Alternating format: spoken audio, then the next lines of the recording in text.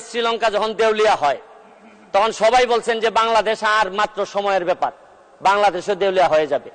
পাকিস্তান যখন দেউলিয়ার পথে তখন বলছেন আর একটু সময়ের ব্যাপার। ইন্ডিয়া যখন চাপে পড়ছে বলছেন যে আর সময়ের ব্যাপার। কিন্তু কোনো সময়ই আমাদেরকে অর্থনৈতিকভাবে দাবায় রাখা যায় নাই। কারণ হচ্ছে গিয়ে ইন্ডিয়া, পাকিস্তান, শ্রীলঙ্কা তাদের সম্পদ আমাদের চেয়ে কোনো অংশেই কম ছিল না। তবে একটা জায়গায় ঘাটতি ছিল, এদের জননেত্রী শেখ হাসিনা এদের হাতে ছিল না। মাননীয় স্পিকার, আমি এইটার সাথে সাথে বাজেটের উপর কয়েকটা কথা বলতে চাই যে এই সরকারের কয়েকটা প্রেসার নেওয়া লাগবে। এই প্রেসারটা আমি সাজেশন দিতে চাই মাননীয় স্পিকার। মাননীয় স্পিকার, দেখেন এই বাজেটে ঋণ দিয়ে উন্নয়ন ব্যয় মিটানো হবে। 2.5 লক্ষ কোটি টাকার লোন নেওয়া হবে, 1.5 লক্ষ প্রায় নেওয়া হবে হচ্ছে গিয়ে ব্যাংক থেকে। আমি মাননীয় প্রধানমন্ত্রী থাকলে বলতাম যে এমপি হওয়ার পর একটা গাড়ি কিনছি 1 কোটি টাকা দিয়ে, 50 লক্ষ টাকা লোন নিছি সাউথ ইস্ট ব্যাংক থেকে। এই লোন আর লোনের যে ইন্টারেস্ট, এটার কারণে রাতে ঘুম আসে না। মাননীয় প্রধানমন্ত্রী যে কিভাবে ঘুমাবেন এটা একমাত্র উনি জানেন। প্রায় 2.5 লক্ষ কোটি টাকার ঋণ উনার মাথার উপরে থাকবে সব সময়। আমি আরেকটা জিনিস বলতে চাই মাননীয় স্পিকার, আমাদের বড় চাপ ফরেন রিজার্ভ। ফরেন রিজার্ভ কমে যাওয়াটা একটা বড় চ্যালেঞ্জ। কারণ হচ্ছে গিয়ে যে বাজেট আপনারা এই সরকার এখানে দিচ্ছেন, আরেকটা বাজেটও আমাদের এই সরকারকে বা এই মাননীয় প্রধানমন্ত্রীকে ব্যর্থ করার জন্য আরেকটা বাজেটও আছে। এই বাজেটের যাতে এই সরকার ব্যর্থ হয় এটার নেতৃত্ব দিচ্ছেন তিনি হচ্ছেন গিয়ে ডক্টর মোহাম্মদ ইউনূস। তিনি চাচ্ছেন এবং তার নেতৃত্বে যিনি সরকার গঠন করতেছেন তার নেতৃত্বে আছে হচ্ছে গিয়ে ডলার। এই ডলার হচ্ছে গিয়ে নেতৃত্বে চাচ্ছে যে আমাদের এই প্রধানমন্ত্রীর এই বাজেট যেন ফেল হোক। আমি আরেকটা জিনিস বলতে চাই, এক্সচেঞ্জ রেট ডেপ্রিসিয়েশন করছেন হচ্ছে গিয়ে রিসেন্টলি আরো 7 টাকা ডলারের সাথে। এক্সচেঞ্জ ডেপ্রিসিয়েশন করার কারণে ব্যালেন্স অফ পেমেন্ট যেটা, এইটা আমাদের মিটানো অনেক বেশি ডিফিকাল্ট হয়ে যাবে। এইটা একটা বড় প্রেসার মাননীয় স্পিকার।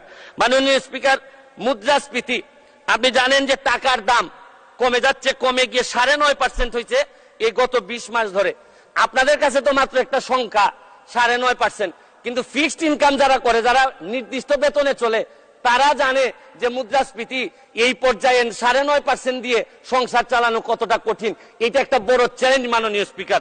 মাননীয় স্পিকার, আপনি তারপরে এই বাজেটে 2-3টা জিনিস আছে, ভালো সফলতা আছে এই সরকারের। আপনারা কি করলেন? আপনারা ইন্টারেস্ট রেট বাড়িয়েছেন, খুবই ভালো, এটা প্রশংসার যোগ্য। আপনারা মানি সাপ্লাই বাজার থেকে কমিয়েছেন, এইটাও একটা সংকুচনমূলক মুদ্রানীতি, রাজস্ব নীতি। এই রাজস্ব নীতি করতে গিয়ে, সংকুচন করতে গিয়ে সবই ঠিক আছে মাননীয় স্পিকার, কিন্তু আমরা নিজেরা এমপিদের উপরও সংকুচন শুরু হয়ে গেল। আমাদের গাড়ির উপরও 25% একটা প্রস্তাবিত বাজেটে চলে আসলো মাননীয় স্পিকার।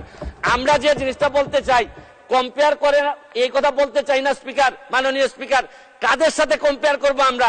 আমার এলাকায় যত অফিসার আছে সবাই এই সরকার গাড়ি দেয়, নতুন নতুন গাড়ি দেয়, আর আমাদের কিনতে হয়। তাও আমারে ট্যাক্স মওকুফ করার কথা 25% এখন দিতে হবে। কিন্তু আমি মাননীয় প্রধানমন্ত্রী হইলে বলতাম, গত পরশুদিন আমি তো গাড়ি পেয়ে গেছি মাননীয় স্পিকার।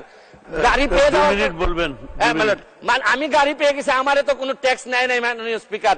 তবে আমি মাননীয় প্রধানমন্ত্রীকে বলবো যে আমি যেহেতু ট্যাক্সবিহীন গাড়ি নিয়েই আসছি, আমার অন্যান্য কলিগরা তো আনতে পারেন নাই। আপনারা, আমি যেহেতু এটা আমাকে ফ্রি দিলেন আর অন্যান্য আমার কলিগরা ফ্রি পাবে না, এটা ডিসক্রিমিনেশন হয় মাননীয় স্পিকার। তারপরে আমি মহান সংসদে বলে দিচ্ছি, তারপরে যদি মনে করেন দেশের স্বার্থে 25% নিবেনই আমাদের উপর, যতই কষ্ট হোক, মানবতার মা উনি, উনার বিরুদ্ধে আমরা কোনো কথা বলতে পারবো না। হয়তো উনি দেশের স্বার্থেই বলেন, তারপরে বলবো যদি উনি নিশ্চিতি নিতেই চান তাহলে আমার টাকাটা আমি কথা দিচ্ছি যে উনি যেদিন বাজেট পাস করবেন এই 25% টাকা আমি নিজে নিয়ে এনবিআর এর কাছে দিয়ে আসবো মাননীয় স্পিকার। তাও আমি চাই না যে আমি যেটা পাইছি এটা আমার কলিগরা পাবে না, এটা হইতে পারে না মাননীয় স্পিকার। মাননীয় স্পিকার, আপনি দেখেন টাকা পাচার এই সরকারের বড় একটা সমস্যা। টাকা পাচার ঠেকানো যাচ্ছে না। আপনি দুর্নীতি করলে তো অর্থনীতিতে নিয়ে আসা যায়, টাকা পাচার হয়ে গেলে যে দেশে যায় এই দেশের অর্থনীতির বাজেট হয়ে যায়। আরে আমরা বঙ্গবন্ধুর খুনিরে আনতে পারি না, আর টাকা পাচার করে এই টাকা ফেরত আনবো কিভাবে? এইটা একটা বড় সমস্যা। টাকা পাচার করে আমাদের বাজেট সংকুচিত হয়ে যাচ্ছে মাননীয় স্পিকার।